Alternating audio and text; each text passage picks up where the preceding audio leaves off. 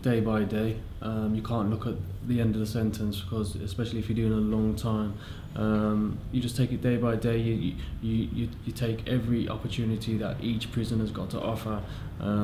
Just focus on something. For us, a big focus was training, along with the education. Big thing for us as well was work on ourselves. Anybody else that's doing a long time or has done a long time knows when you get in a life sentence at the ages we did, you're basically covered in concrete.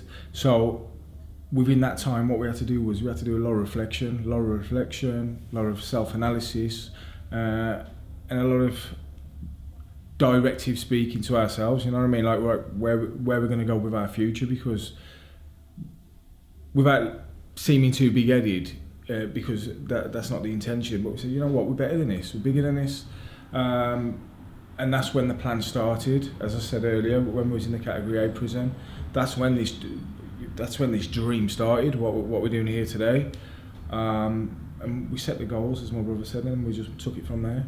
A bit of family history around sport. Our dad was involved in boxing and the weight training.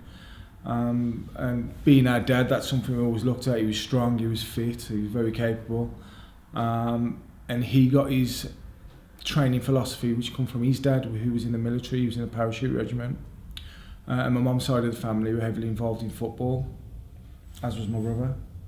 Yeah, well, we both played football from a young age. It was a bit more serious for me. I ended up playing for the young Wolverhampton Wanderers team, but I gave it up. Mentality wasn't right for it at the time. Yeah, like I say, I gave it up, but from that day, that's when I went off the rails. You know, I was doing things I shouldn't have been doing.